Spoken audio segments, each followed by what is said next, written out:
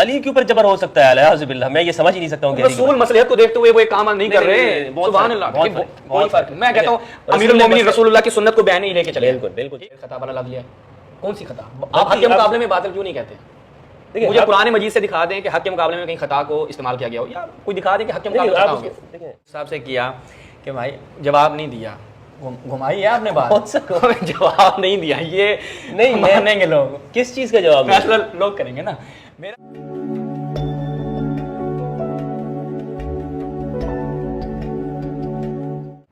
اعوذ باللہ من الشیطان الرجیم، بسم اللہ الرحمن الرحیم. تمام ناظرین کی خدمت میں السلام علیکم ورحمۃ اللہ. اس وقت نجف اشرف میں موجود ہیں. جیسا کہ آپ کو معلوم ہے، مفتی فضل ہمدرد صاحب 40 پر دوسری مرتبہ تشریف لائے.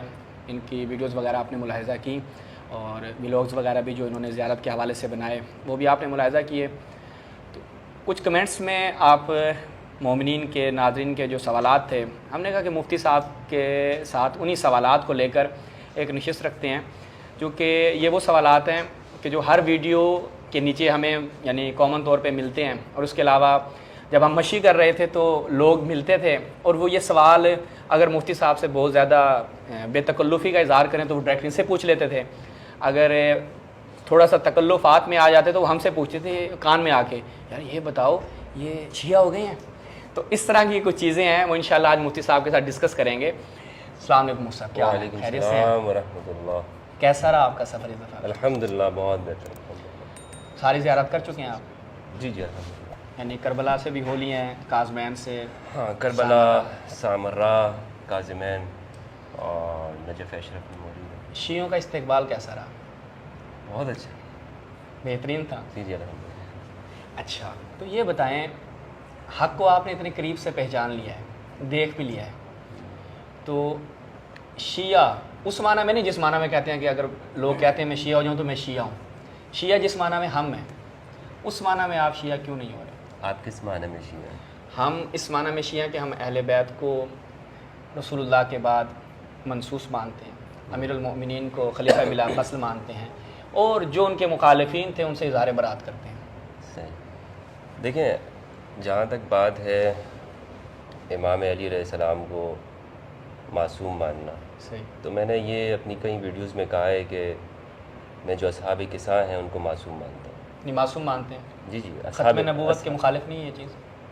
نہیں، قرآن مجید کی آیت ہے نا، سورہ احزاب کی 33 کی آیت نمبر 33. سورہ 33 آیت 33. آیت 33. انما یرید اللہ لیذھب عنکم الرجس اہل البیت ویطہرکم تطہیرا. اس کی روح سے میں جو اصحاب کساں ہیں، بیوی ہیں؟ نہیں، جو اصحاب کساں یعنی پنج تن پاک جن کو کہا جاتا ہے، ان کو معصوم مانتا ہوں. اس میں بیویاں شامل نہیں ہیں؟ نہیں، اس میں تو ازواج اہل البیت لغوی میں شامل ہیں، اہل البیت اصطلاحی میں اس آیت کا مزاق نہیں ہے بیویاں؟ نہیں، اس آیت کا اہل سنت کا یہ اجماعی موقف ہے؟ اہل السنت نہیں، صحابہ کا اجماعی موقف ہے. اچھا، صحابہ کا اور امہات المومنین کا یہ موقف ہے کہ یہ اصحاب کساں کے لیے، ازواج کے لیے نہیں. اس پر صحابہ کا اجماع ہے. آپ لوگ تو خود صحابہ کے پیچھے چلنے والے ہیں. یہی تو میں کہہ رہا ہوں، ہم صحابہ کے پیچھے چلنے والے بنے، ہمیں بننا چاہیے. تو یہاں پہ نہیں چل رہے آپ؟ نہیں، یہاں پر نہیں چلتے ہیں. یہاں پر وہ اپنی رائے کو ترجیح دیتے ہیں اور مقدم رکھتے ہیں ہمارے لیے. تو صحابہ کا اجماعی موقف یہ ہے کہ اس میں فقط پنجتن پاک ہے، فقط اصحاب کساں ہے. اور یہ آیت کوئی فضیلت ہے، اور فضیلت کس عنوان سے ہے؟ آپ کیا سمجھتے ہیں؟ یعنی عصمت کے علاوہ بھی کسی چیز پہ دلالت نہیں، کرتی ہے؟ تطہیر ہے نا، وہ مطہرین ہیں. ٹھیک ہے. ہر طرح کی ذنوب سے وہ دور ہیں، ان تک وہ پہنچ نہیں سکتے ہیں گناہ. وہ اپنے فیصلوں کے اندر اللہ رب العزت کی جانب سے وہ پاکیزہ ہے. وہ جو فیصلہ کرتے ہیں وہ حق اور سچ کے اوپر مبنی ہے. جس موقف کے اوپر شرعی موقف ہے وہاں کھڑے ہیں تو وہی حق ہے. تو اس معاملے کے اندر وہ ان کو آپ مطہرین کہہ سکتے. دیکھیں، معصوم کی اصطلاح سے میں بچنا چاہتا ہوں، کیونکہ معصوم کی جو اصطلاح ہے ہمارے یہاں وہ خاص ہو گئی ہے شیعہ فرقے کے ساتھ. لیکن جو طہارت ہے، طہارت میں تو سنی شیعہ اختلاف کر ہی نہیں سکتے. مثلا ایک سنی سے اگر آپ پوچھیں، یعنی صحابہ نے جو یہ روایت نقل کی ہے، سعد بن ابی وقاص سے یہ روایت ہے، حضرت عائشہ سے ہے، ام المومنین ام سلمہ سے، معقل یسار، انس بن مالک، وہ یہ کہتے ہیں کہ یہ آیت ان کے بارے میں نازل ہوئی. تو طہارت تو مان رہے ہیں نا وہ. اب طہارت کو، اس لفظ کو آپ معصوم ہونا کہیں یا کچھ اور نام دے دیں، لفظوں میں جانے کی کیا ضرورت ہے؟ صحیح. صحابہ کہہ رہے ہیں کہ یہ مطہرین ہے، بس مطہرین ہے، پاک و پاکیزہ ہے. اب اگر میں اس میں یہ بحث کروں کہ جناب عصمت ہے یا عصمت نہیں ہے تو پھر وہ مناظرے کی بات آ جائے گی صحیح، اور اس میں پھر آپ اختلاف کی جانب چلے جائیں گے اور عام لوگوں کو سمجھ نہیں آئے گی کہ بھائی عام بندے کا اس میں کام بھی نہیں ہے. عام بندے کو یہ آپ سمجھا دیں کہ صحابہ یہ کہتے ہیں کہ یہ جو اصحاب کساء ہیں یعنی امام علی علیہ السلام، امام حسن، سیدہ زہرا اور امام حسین علیہ السلام اجمعین، یہ وہ ذوات قدسیہ ہیں کہ جب یہ آیت نازل ہوئی تو رسول اللہ نے ان کے اوپر چادر اڑائی. اب رسول اللہ نے یہ فرمایا اللہم ہؤلاء اہلی و خاصتی، پروردگار یہ میرے اہل اور میرے خصوصی یہی ہیں. صحیح، ازواج کو اس میں شامل نہیں کیا ہے. تو اگر ازواج کا یہ مقام و مرتبہ نہیں ہے تو یہ خصوصی ٹائٹل ان اصحاب کساء کو کس معنی میں رسول اللہ نے دیا ہے، کس معنوں میں دیا ہے؟ آپ اس کو عصمت کہیں یا طہارت کہیں، مطہرین کہیں. میں اس کو مطہرین کہہ رہا ہوں، اور مطہرین یہ عصمت سے بڑا مفہوم ہے. آپ کہہ رہے ہیں عام بندے کا، آپ کہہ رہے ہیں عام بندے کا اس کے ساتھ کام نہیں ہے. تعجب والی بات ہے کہ عام بندے کا تو کام ہے نہیں. اب دیکھیں میں آپ سے ایک سوال کرتا ہوں، آپ کہتے ہیں کہ یہ جس موقف پہ ہوں گے وہ حق ہوگا. عام بندے کا اسی جگہ سروکار ہے کہ ایک موقف پہ اہل بیت ہے، حضرت زہرا امیر المومنین ہے. اب آپ کے اپنے ہی مکتب فکر کے لوگ، آپ چاہے اس کو نہ کریں، جیسے اب آپ کے متعلق کچھ آپ کلپس خود دیکھتے ہیں کہ شیعہ، رافضی اور الا ماشاء اللہ القابات لگاتے ہیں، لیکن آپ کے مکتبہ فکر کے لوگوں نے جناب زہرا سلام اللہ علیہ کے موقف کو الیاذ باللہ خطاب مبنی کہا. تو عام بندے کا تو یہیں پہ سروکار ہے کہ اگر وہ اس کو آیت تطہیر سمجھ میں آ جاتی ہے اور وہ ان کو معصوم و مطہر مان لیتا ہے تو پھر وہ حق پہ مانے گا اور مد مقابل کو باطل پہ مانے گا. دیکھیں میں عصمت کے لفظ کی بات کر رہا ہوں کہ اس سے عام شخص کی کام نہیں ہونا چاہیے. تو اس کو یہ سمجھائیں، عام لفظ اور استعمال کریں. ہاں میں یہ لفظ قرآن کا لفظ استعمال کر رہا ہوں. مطہرین، دیکھیں قرآن نے یہ کہا ہے نا انما یرید اللہ لیذھب عنکم الرجس اہل البیت ویطہرکم تطہیرا. صحیح، آپ کو خوب پاک و پاکیزہ کرتے ہیں. قرآن نے طہارت کا لفظ استعمال کیا، عصمت کا استعمال نہیں کیا.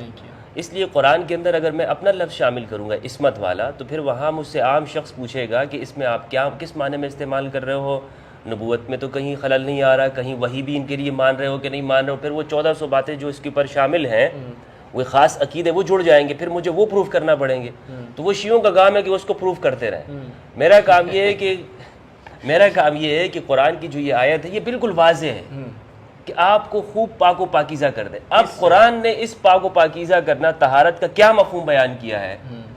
یہ عام بندے کا کام یہ کہ وہ اس بات کو سمجھ جائے کہ یہ مطہرین ہے، یہ گناہوں سے، رجس سے دور ہیں. قرآن کی آیت کا واضح مطلب یہی ہے نا، رجس سے دور ہیں.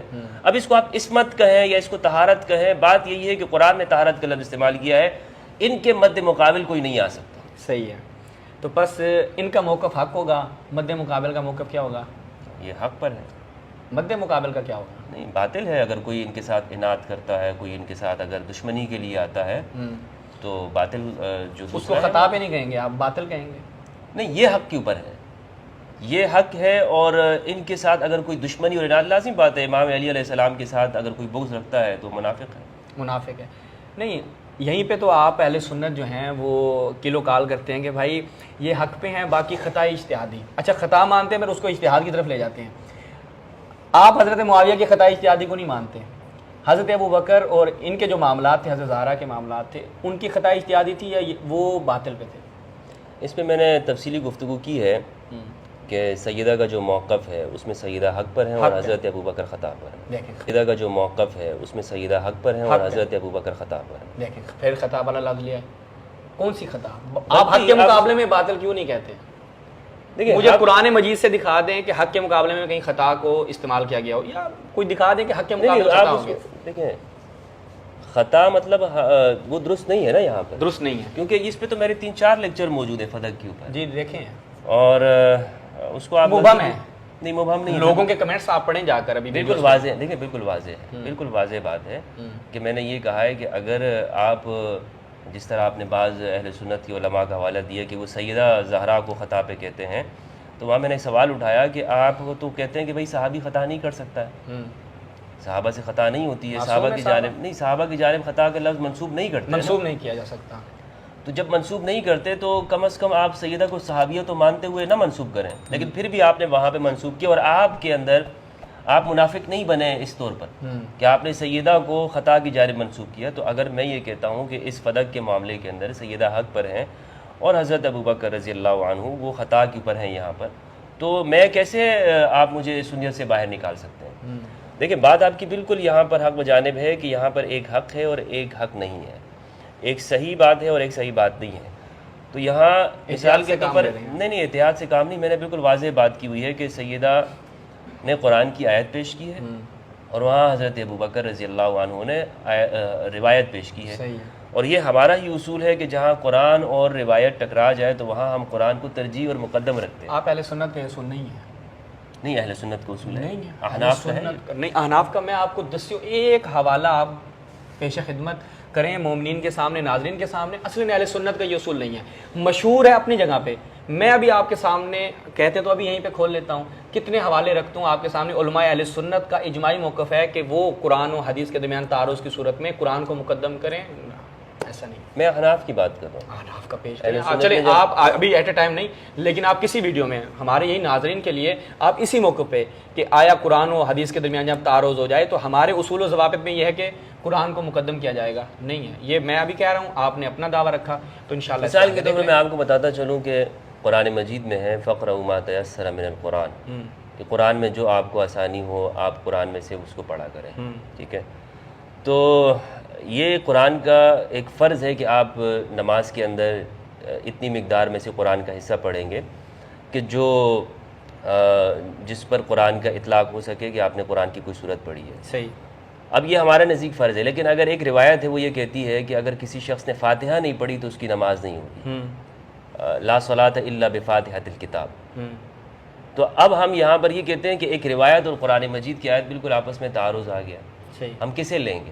تو ہمارے احناف کا اصول یہ ہے کہ ہم یہ کہتے ہیں کہ فَقْرَؤْا مَا تَيَسَّرَ مِنَ الْقُرْآنِ یہ فرض ہے اور لا صلاۃ الا بفاتحۃ الکتاب یہ فرض نہیں ہے.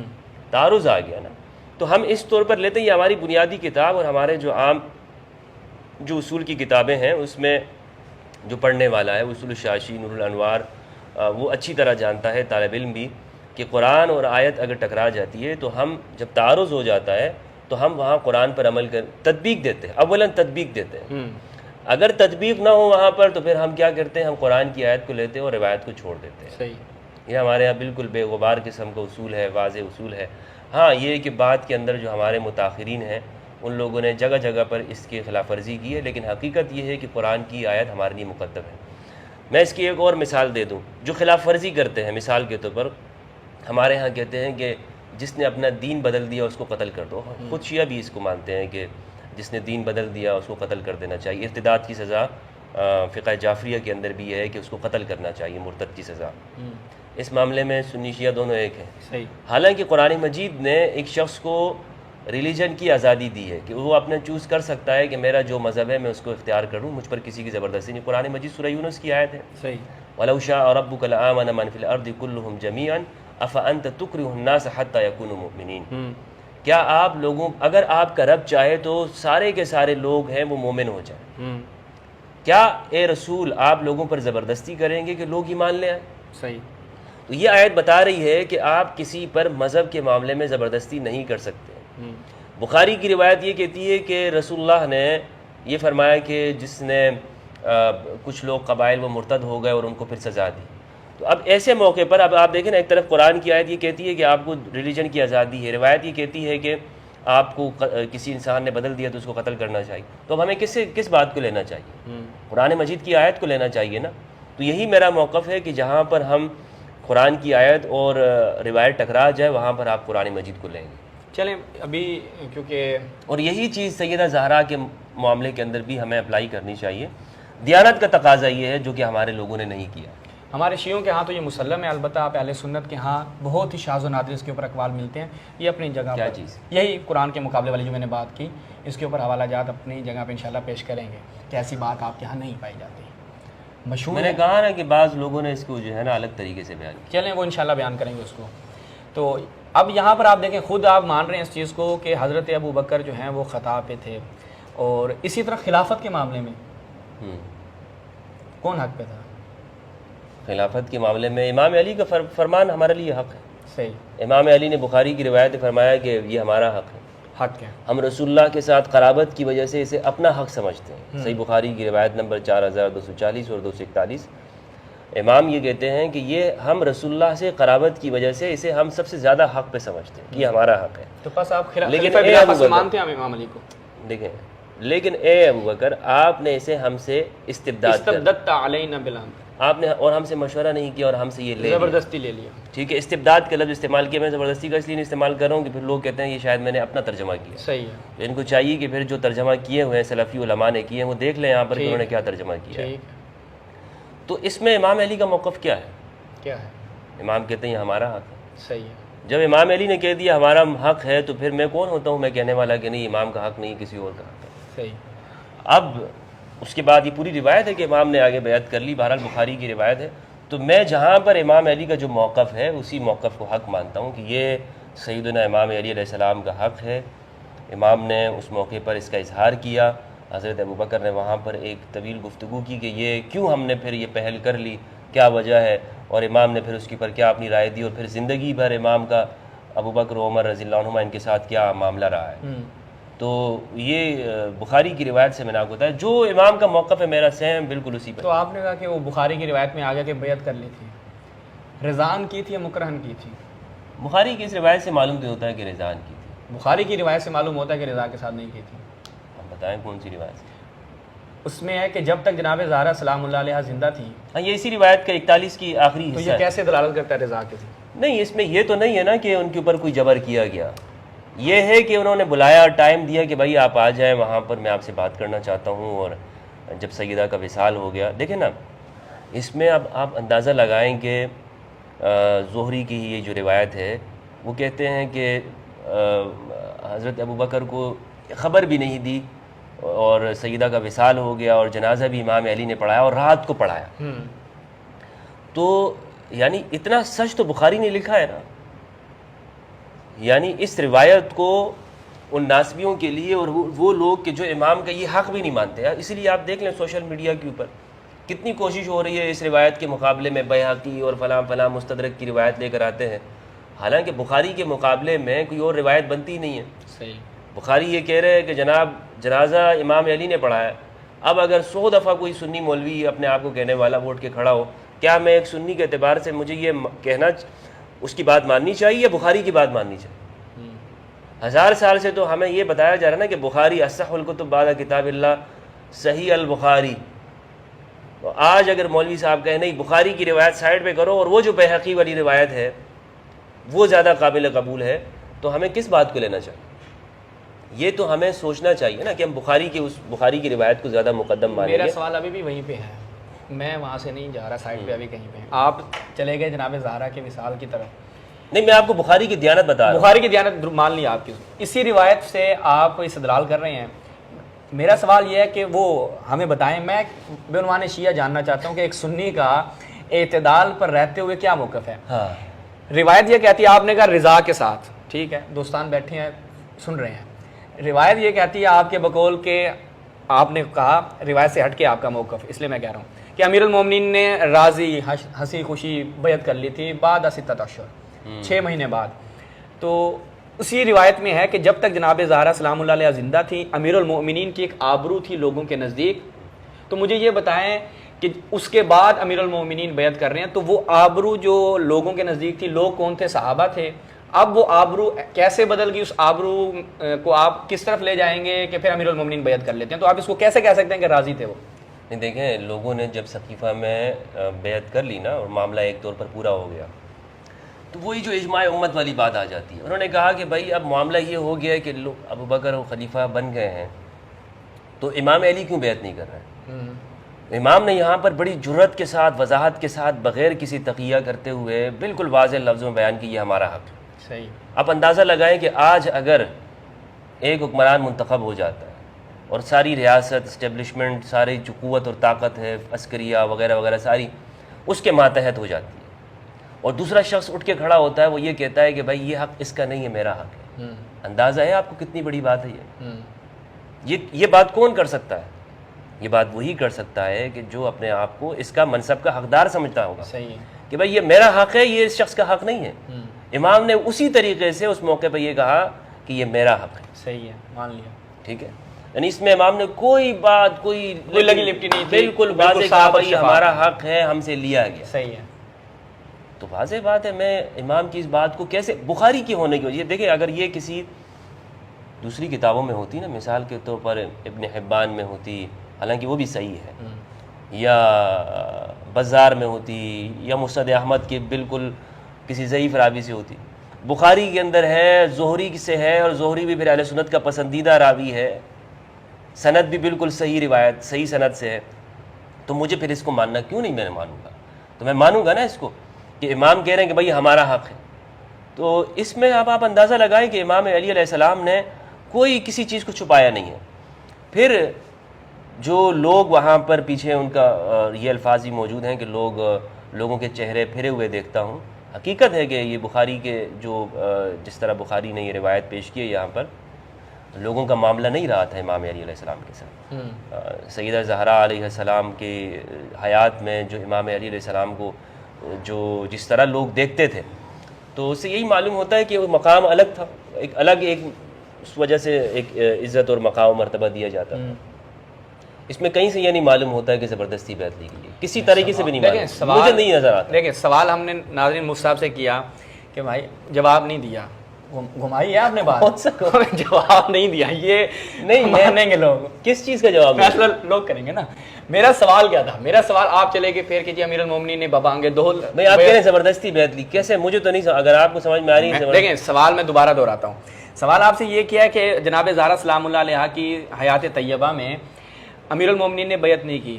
روایت کہتی ہے اور شارحین مسلم و بخاری نے بھی یہ لکھا کہ وجہن، ٹھیک ہے، امیر المومنین کا ایک آبرو تھی لوگوں کے نزدیک.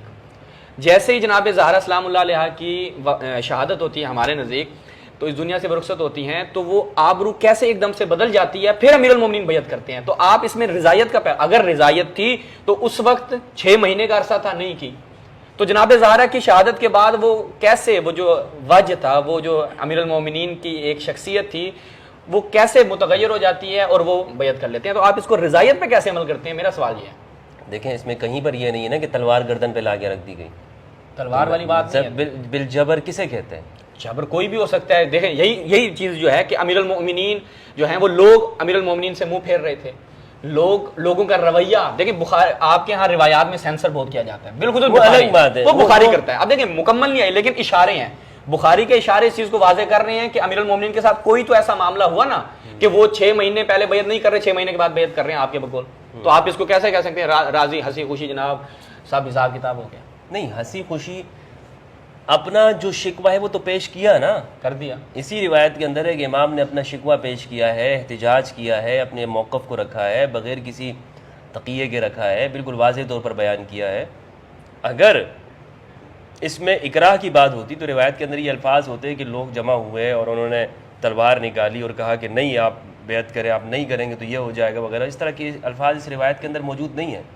لوگوں کا رویہ کیوں پیچھے ہٹا رہا؟ لوگوں کا رویہ اس لیے ہٹا رہا کہ وہ ایک طرف وہ دیکھ رہے تھے کہ اس وجہ سے امام بیعت نہیں کر رہے ہیں اور مسلمانوں کا جو نظم اجتماعی ہے اس کے اندر خلل واقع ہو سکتا ہے. 6 مہینے تک خلل واقع نہیں ہوا؟ نہیں، تو اسی لیے تو وہ پریشان تھے، لوگ پریشان رہے، لوگوں کے اندر ایک پریشانی ایک اضطراب رہا، بھائی امام علی نہیں کر رہے ہیں، یعنی امام علی اس بات کو قبول نہیں کرے. اور امام اگر قبول نہیں کرے، لوگوں نے تو بیعت کر لی ہے، وہ تو راضی ہو گئے آپ کے بقول. لیکن اصل لوگ یہ بھی سمجھتے ہیں کہ اصل امام علی علیہ السلام کا موقف ہے، وہ جو ووٹ ہے، وہ جو گفتگو ہے، وہی لوگ جو آپ کہہ رہے ہیں جو سمجھتے ہیں، وہی لوگ انہی لوگوں کی وجہ سے تو امیر المومنین بیعت کر رہے ہیں. آپ کہہ رہے ہیں کہ لوگوں کی امیر المومنین کی جو آبرو تھی حضرت زہرا کے شہادت کے بعد وہ متغیر ہو جاتی ہے، آپ انہی لوگوں کو بنا رہے ہیں اپنے موقف کی تائید میں. لوگوں کی رضا کے لیے امام کا کوئی عمل نہیں ہے. نہ میں سمجھتا ہوں کہ امام علی لوگوں کی رضا کو، لوگوں کو خوش کرنے کے لیے انہوں نے بیعت کی، نہیں، ہرگز نہیں. میں یہ امام علی کے بارے میں سوچ بھی نہیں سکتا. صحیح. لوگوں کا خوف کبھی امام کو گزرا ہو، کبھی لوگوں کے لیے لوگوں کا راضی کرنا نہیں. یہ ہم جیسے بشر لوگ دخیل ہوتے ہیں، نبی کے اس میں بھی ہوتے ہیں، نبی کے عمل میں بھی لوگ دخیل ہوتے ہیں، ایسا نہیں ہے. آپ کے یہ لوگوں کو راضی کرنا آپ کا ہو سکتا ہے، جذباتی نہیں. میں آپ کو مثال دیتا ہوں، بخاری کی روایت حضرت رسول اللہ نے جناب عائشہ سے کہا کہ اگر تمہاری اس قوم کے الٹے پاؤں پھر جانے کا خوف نہ ہوتا تو میں اس کعبے کو اس کے اصل مقام پہ لے آتا. صحیح ہے. ایک عمل میں امت کا کوئی نہ کوئی خلل ہوتا ہے. اب امیر المومنین کا ہو سکتا ہے کہ نظم اجتماعی ہو سکتا ہے. وہاں پہ یہ ہے کہ ایک چیز بنی ہوئی ہے اس کو گرانا، اور یہاں پر یہ ہے کہ ایک بیعت کرنا، یعنی کسی کو آپ شرعی طور پر ایک حق دے رہے ہیں. دیکھیں یہ دو الگ باتیں. یہیں پہ سوال ہے میرا، یہ نبی کا وہ عمل وہ مجھے بتائیے گا کہ نبی جانتے تھے کہ یہ چیز اپنے صحیح مقام پہ نہیں ہے؟ صحیح دیکھیں وہ صحیح و غلط کی بات نہیں ہے. ایھا الرسول بلغ ما انزل الیک من ربک. نہیں وہ صحیح اور غلط اب کی بات نہیں ہے. رسول کی ذمہ داری کیا بنتی تھی، عمل کرنا یا عمل نہ کرنا؟ بالکل وہ کوئی دینی مسئلہ نہیں ہے نا اس طور پر. وہاں پر کس چیز کا مسئلہ ہے وہ تو بناء قریش اور بناء ابراہیم، بلغ ما انزل الیک من ربک، بناء قریش اور بناء ابراہیم کی جو بات ہے، وہاں پہ رسول اللہ صلی اللہ علیہ وآلہ وسلم کی جب عمر مبارک 35 سال تھی تو قریش نے وہاں پر بنا کی تھی. ٹھیک ہے، خود رسول بھی اس کے اندر شریک ہے. خود رسول بھی جب یہ جو قریش نے جو تعمیر کی ہے نا، خود رسول اللہ بھی، آپ نے وہ واقعہ بہت مشہور واقعہ پڑھا ہوگا کہ حجر اسود کے رکھنے کے پر اختلاف ہو گیا. وہ کون سا وقت ہے؟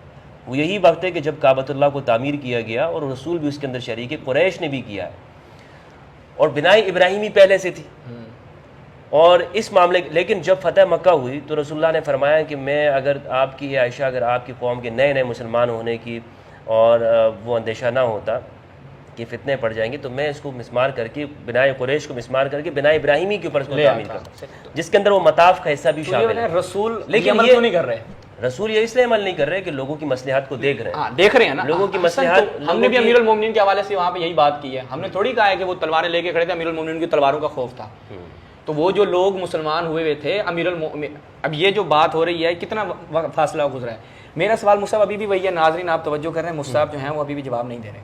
ٹھیک ہے، سیدھی بات ہے. نہیں صحیح، میں نے بالکل جواب دے دیا ہے. آپ نے دے دیا، وہ فیصلہ عوام کریں. میں بالکل بخاری کی اس روایت کو صحیح مانتا ہوں اور جو امام کا یہاں پہ عمل ہے اس کو میں مانتا ہوں. ٹھیک ہے، ہم زیادہ کیونکہ مفتی صاحب سے اگر امام یہاں پہ بیعت نہ کرتے نا تو میں بانگ دول کہتا کہ امام نے نہیں کی. صحیح ہے.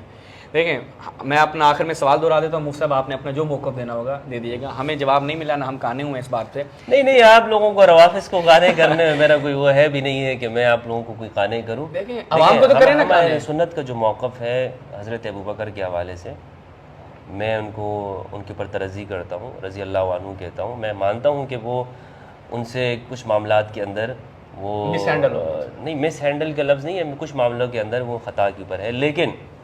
لیکن جو امام علی کا ان کے ساتھ موقف ہے، ان کے ساتھ جو زندگی گزاری ہے، ان کے ادوار کے اندر جو آپ کا کنٹریبیوشن ہے، وہ بالکل واضح ہے کہ امام نے کوئی اس معاملے کے اندر تقیہ نہیں کیا جس طرح کہ ہمارے ہاں شیعہ روایات کے اندر موجود ہے کہ تقیتاً بیعت کی. میں یہ نہیں سمجھتا. ہم نے تقیتاً، ہم کہتے ہیں مکرہن. ٹھیک ہے، ہمارے ہاں یہ الفاظ ہیں. مکرہن علی کے اوپر جبر ہو سکتا ہے، اعوذ باللہ. میں یہ سمجھ ہی نہیں سکتا ہوں کہ رسول مصلحت کو دیکھتے ہوئے وہ ایک کام نہیں کر رہے. سبحان اللہ، کوئی فرق نہیں. میں کہتا ہوں امیر المومنین رسول اللہ کی سنت کو بیان ہی لے کے چلے. بالکل ٹھیک ہے. آپ نے کبھی تھوڑی دیر پہلے مفتی صاحب نے اس چیز کا اعتراف کیا جی وہ رسول نے لوگوں کی مصلحت کی وجہ سے، اس کی وجہ سے ایک کام دیکھیں رسول کی نسبت یہ لوگ گوارا کر لیتے ہیں کہ بھائی رسول کا کیا کام ہے، بلغ ما انزل الیک من ربک. وہ حکم خداوندی نہیں ہے، اپنی طرف سے ہوائے نفس ہے نا. نہیں ہوائے نفس بھی نہیں ہے. اگر دیکھیں وہ ایک رسول کا یہ تقاضا کرنا کہ میں یہ کام کر دیتا. کیوں؟ اچھا سنیں، قریش کی آپ مفتی صاحب فتح مکہ کے موقع پر رسول نے اس کا کیوں اظہار کیا کہ میں اس کو گرا دیتا ہوں؟ دیکھیں رسول نے وہاں پہ جو بت تھے ان کو گرایا. ان کو گرایا کہ نہیں گرایا؟ اظہار کس پہ مبنی تھا؟ سوال اس کو کمپلیٹ کیجئے گا. مجھے تو اس کا جواب دے دیں. رسول نے بتوں کو گرایا کہ نہیں گرایا؟ گرا دیا. وہ بت گرانا بڑا زیادہ رسکی کام تھا یا اس کو گرانا زیادہ رسکی کام تھا؟ ممکن ہے، نسبی چیز ہے. ان کی انا کو ٹھیس کس سے زیادہ پہنچی؟ یہاں پہ مشرکین دخیل نہیں ہے، مسلمانوں کی بات ہے. دیکھیں انہوں نے دو چیزوں میں کہاں لے کر آ رہے ہیں. ان کا پورا سسٹم رسول نے ختم کر دیا. وہ مشرکین ہیں، بتوں کا گرانا وہ ٹھیس پہنچ رہی مشرکین کو. یہاں پہ رسول مسلمانوں کی طرف نسبت دے رہے ہیں کہ تمہاری قوم تازہ مسلمان ہوئی ہے. قریش کی بات کی. ناظرین دوبارہ غور کریں اس بات پہ. دیکھیں رسول نے اس موقع پر اگر اسی سوسائٹی کے ہے نا، یہ قریش کی بات ہوئی ہے نا، قریش اسی سوسائٹی کے ہیں، مکہ کے لوگ ہیں. بتوں کو گرا کر کیا پیغام دیا قریش کے لوگوں کو کہ تمہارا سسٹم ختم ہو گیا. ورنہ بتوں سے کوئی وہ نہیں ہے اسلام کو. صحیح ہے. ایک بھی ملک کے اندر اگر بت ہوں تو اسلام یہ نہیں کہتا کہ آپ جاؤ اور ان کے بتوں کو گرا دو. صحیح، یہ تعلیم نہیں ہے. اس موقع پر اسلام نے بت گرائے. یہ پیغام دینا تھا کہ تم نے جو سیاسی سماجی طور پر اپنی جو چودراہٹ قائم کر رکھی ہے نا، اسلام کے مقابلے میں شرک کی فکر، ظلم کی فکر، وہ ختم ہے. صحیح. یہ دراصل ان کی انا کے اوپر ضرب تھی، ورنہ بت تو ایک بنایا ہوا مجسمہ ہے مٹی کا، اس کے ساتھ کیا کام، اسلام کی اس سے کیا دشمنی ہو سکتی ہے؟ صحیح ہے نا، وہ ان کی ایک سمبل ہے. ٹھیک ہے. مثال کے طور پر آج وہ امریکہ کے اندر جو لگا ہوا ہے وہ کیا ہے، جو اس کو اس طرح جو پکڑا ہوا ہے، اسٹیچو آف کیا کہتے ہیں اسے؟ لبرٹی. صحیح. یہ کیا ہے ہماری، یا کسی مسلمان کی اس سے دشمنی ہو سکتی ہے؟ وہ تو ایک طور پر علامت ہے، ٹھیک ہے، لیکن یہ ہر قوم کے اندر ایک انا کا یا اس کے ساتھ وابستگی کی علامت ہوتی ہے. ابھی پاکستان کے اندر جو پکڑ دگڑ ہوئی سیاسی طور پر جو چیزیں، میں زیادہ اس میں ڈیٹیل میں نہیں جانا چاہوں گا، تو وہ کیا کہہ رہے ہیں کہ بھائی ہم اس لیے لوگوں کو پکڑ رہے ہیں کہ یہاں پر یہ علامات ہیں جن کے ساتھ ہماری قوم کی جذباتی وابستگی ہے. تو یہ ہر قوم کی جذباتی وابستگیاں کسی چیز کے ساتھ جڑ جاتی ہیں. تو رسول نے قصہ مختصر یہ ہے کہ وہاں پر ان کو توڑ کر یہ بہت بڑا اس وقت کا وہ رسک لیا کہ دیکھو میں ان کی اس چیز میں نہیں آتا ہوں، کیونکہ یہ توحید کا اور ان کے اس وقت کا تقاضا ہے، شریعت کا حکم ہے. صحیح ہے. کہ بنائے قریش کو توڑ کر بنائے ابراہیمی کے اوپر مکہ کو، کعبۃ اللہ کو دوبارہ تعمیر کرنا، یہ کوئی حکم شرعی نہیں تھا کہ جو نازل ہوا ہو کہ آپ نے یہ کرنا ہے. ہاں، یہ رسول کی ایک وہ چاہت ضرور ہو سکتی ہے کہ جس کو ہم یہ کہہ سکتے ہیں کہ ایک ابراہیمی تسلسل کو آپ قائم کرنا چاہتے تھے. جناب ابراہیم علیہ السلام ان کا جو تسلسل تھا انہوں نے جو قائم کیا، اور اسی لیے آپ دیکھیں نا کہ اس پر فتنہ اٹھا یا نہیں اٹھا. عبداللہ ابن زبیر جب آئے تو انہوں نے کیا کیا، وہ بنائے قریش کو گرا دیا اور بنائے ابراہیمی پہ تعمیر کر دیا. پھر کیا ہوا اس کے ساتھ؟ بنو امیہ نے قبول کیا؟ نہیں قبول کیا. بنو امیہ نے پھر عبداللہ ابن زبیر کو جب شہید کر دیا تو وہاں پر پھر سے انہوں نے عبداللہ ابن زبیر کے اس کو ختم کر کے دوبارہ سے بنائے قریش کو تعمیر کر دیا. صحیح. تو مراد کیا ہے، قریش کیوں یہ کر رہی ہے؟ دیکھیں عبد الملک بن مروان کیا یہ کافر تھا؟ نہیں، مسلمان تھا. زبانی مسلمان تو تھا نا، بنو امیہ سے تھا، مسلمان تھا، لیکن یہ کیوں پسند کر رہا ہے کہ قریش کی تعمیر ہونی چاہیے؟ اس لیے کہ وہ یہ کہہ رہا ہے کہ بھائی جنہوں نے اس کو تعمیر کی، حالانکہ قریش کی تعمیر، وہ مسلمان نہیں تھے جنہوں نے قریش کو اس کو تعمیر کیا تھا، لیکن وہ اس کو پسند کر رہا ہے کہ بھائی ہمارے بڑوں نے اس کو تعمیر کیا ہوا ہے، یہ ہمارے بڑوں کی تعمیر ہے، ہمارے بڑوں کے جذبات اس کے ساتھ وابستہ ہے. تو رسول نے وہاں پر ان کے ساتھ مصلحت رکھی اور ان کو کہا کہ نہیں، اس کو گرانا نہیں ہے، ورنہ یہاں پہ بہت بڑا فتنہ یہاں پہ کھڑے کر دیں گے.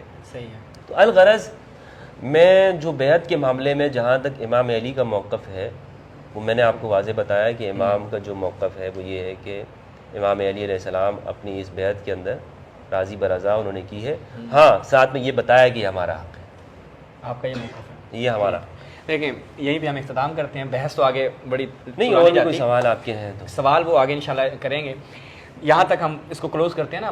بات وہ جیسے آپ کے تیجانی صاحب کے ساتھ 2 گھنٹے کے پروگرام ہوا اور اس میں ایک سے بات نہیں کر رہی ہے، دوسری کی طرف جا رہی ہے، تیسری کی طرف جا رہی ہے. ہم نہیں چاہتے کہ عوام جو ہے نا وہ ذہن اس کا گنجلک ہو جائے کہ اتنے سارے موضوعات میں وہ انوالو ہو جائیں. دیکھیں مفتی صاحب سے ہم نے امیر المومنین کی بیعت کے حوالے سے پوچھا. بخاری کی روایت کے متعلق ہم نے سوال کیا کہ امیر المومنین جب جناب زہرا سلام اللہ علیہ زندہ تھیں بیعت نہیں کرتے اور اس کے بعد لوگوں کا رویہ امیر المومنین سے تبدیل ہو جاتا ہے. مفتی صاحب نے کہا کہ جی اس پہ پھر بھی رضائیت ہے، کوئی اس میں اشارے نہیں ملتے. جواب مسلم نے دیا اپنی طرف سے، اب وہ آپ نے فیصلہ کرنا ہے. دوسرا، مفتی صاحب نے جو رسول اللہ کے عمل کے حوالے سے بتا دیا کہ ہم مذہب تشیع کا یہ عقیدہ ہے کہ رسول اللہ کوئی چیز، کسی بھی چیز کا اظہار کریں گے نا وہ اپنی ہوائے نفس سے نہیں کریں گے، وہ تابع وحی ہوگا، وہ تابع خدا ہوگا. اب رسول اللہ نے جو اس چیز کا اظہار کیا کہ میں یہ کر دیتا تو اس کا مطلب ہے وہ خدا کے اس امر کے تابع ہیں. البتہ مصلحت نہیں کیا، مصلحت کو مد نظر رکھا. یا ایھا الرسول بلغ ما انزل الیک من ربک، آپ اپنے رب کی طرف سے جو پیغام ہے اس کو پہنچائیں. اور تو رسول نے پھر کیوں چھوڑ دیا؟ اگر یہ حکم خدا بندی ہوتا، آپ نے خود قبول کیا مصلحت تھی. میں یہی کہہ رہا ہوں نا، اسی روایت میں مینشن ہے، اسی روایت میں مینشن ہے، شرعی حکم نہیں ہے. رسول کا خود اظہار کرنا یہ ہوائے نفس کے تابع ہے یا وحی کے تابع ہے؟ ہوائے نفس نہیں ہے، ہوائے وحی کے تابع ہے یا نہیں ہے؟ بالکل بالکل وحی کے تابع ہے. رسول کی ساری زندگی وحی کے تابع ہے. یہی مطلوب تھا. نہیں دیکھیں وہ کنڈیشن کا، صورتحال، ہم بھی یہی کہتے ہیں کنڈیشن کا، ہم بھی امیر المومنین کی دفعہ یہی کہتے ہیں کنڈیشن کا فرق ہے، صورتحال کا فرق ہے. رسول اللہ کو خطرہ ہے کہ لوگ الٹے پاؤں پھر جائیں گے تو امیر المومنین نے بھی نظم اجتماعی کی خاطر آپ کے بقول. ہم شیعوں کا عقیدہ یہ ہے کہ ایک لمحے کے لیے بھی بیعت نہیں کی، یہ ہم شیعوں کا عقیدہ ہے. ٹھیک ہے، ہم رافضیوں کا شیعوں کا یہ عقیدہ ہے کہ ایک لمحے کے لیے بیعت نہیں کی. آپ کی اس روایت کے مطابق بھی آپ کا موقف مضبوط نہیں ہوتا. حضرت ابو بکر کی خلافت کو مشروعیت آپ کہہ لیں یا امیر المومنین کی رضایت قطعا نہیں ملتی. یہ ہمارا موقف ہے اور اس بخاری کی اس روایت سے ثابت ہے. اسی پہ ہم اختتام کرتے ہیں انشاءاللہ مصعب. نہیں، بخاری کی اس روایت سے کہاں ثابت ہوتا ہے کہ امام علی نے بیعت نہیں کی اور ان کا موقف؟ نہیں، میں نے کہا کہ بیعت رضامندی کے ساتھ. ٹھیک ہے، بیعت رضامندی جو آپ نے کہا اس پہ میں بخاری کی اس روایت سے جو ہم نے سوال یہاں پر ریز کیا تھا اس کا جواب آپ کے نزدیک آپ نے کانے کنندے دے دیا ہے، ہمارے نزدیک کانے کنندے نہیں دیا. باقی ناظرین خود بتائیں گے. اسی پہ اجازت چاہتے ہیں. مفتی صاحب بہت شکریہ، آپ نے ٹائم دیا. اور ایک چیز یہ بھی ہم بتا دیں کہ بھائی ہماری یہ گفتگو کوئی پری پلان نہیں ہے. ٹھیک ہے، تو اس کے بارے میں کیونکہ مفتی صاحب ایک سیدھی سی بات ہے، آپ کو دوسری طرف سے رافضی شیعہ ڈکلیئر کیا جاتا ہے، لیکن میں ایک حقاً نجف اشرف میں بیٹھے ہیں، مفتی صاحب اپنے اس مذہبی خول سے باہر نہیں آتے. الفاظ میں تھوڑا بہت تبدیلی آ جائے تو آ جائے، لیکن آپ اپنے اس سنی خول سے باہر نہیں آئے ہوئے. یہ کنفرم ہے. میں تو سنی ہوں الحمدللہ. ہاں، تو بس یہ سب لوگ اپنے ذہن نشین کر لیں. کمنٹ میں نہیں پوچھنا، پرسنل بھی نہیں پوچھنا کہ بھائی شیعہ ہو گئے نہیں ہو گئے. وہ آج کی گفتگو میں آپ کو پتہ چل گیا ہے. والسلام علیکم ورحمۃ اللہ. بہت شکریہ.